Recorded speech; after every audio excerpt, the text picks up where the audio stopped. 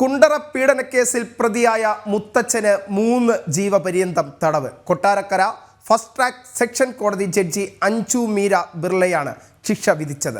POCSO വകുപ്പുകൾ പ്രകാരമാണ് ശിക്ഷാവിധി.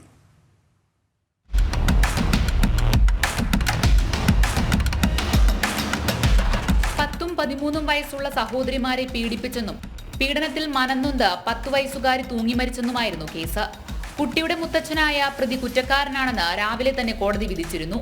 കേസിൽ ആത്മഹത്യാ പ്രേരണ കുറ്റം നിലനിൽക്കില്ല. പോക്സോ വകുപ്പുകൾ പ്രകാരം പ്രതി കുറ്റക്കാരനാണെന്നാണ് കോടതി വിധിച്ചത്. പ്രതിക്ക് 3 ജീവപര്യന്തമാണ് ശിക്ഷ.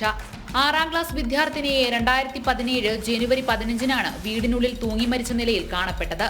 കുട്ടി പീഡനത്തിനിരയായെന്ന പോസ്റ്റ്മോർട്ടം റിപ്പോർട്ട് പുറത്തു വന്നിട്ടും പോലീസ് അന്വേഷണത്തിൽ വൻ വീഴ്ചയുണ്ടായി.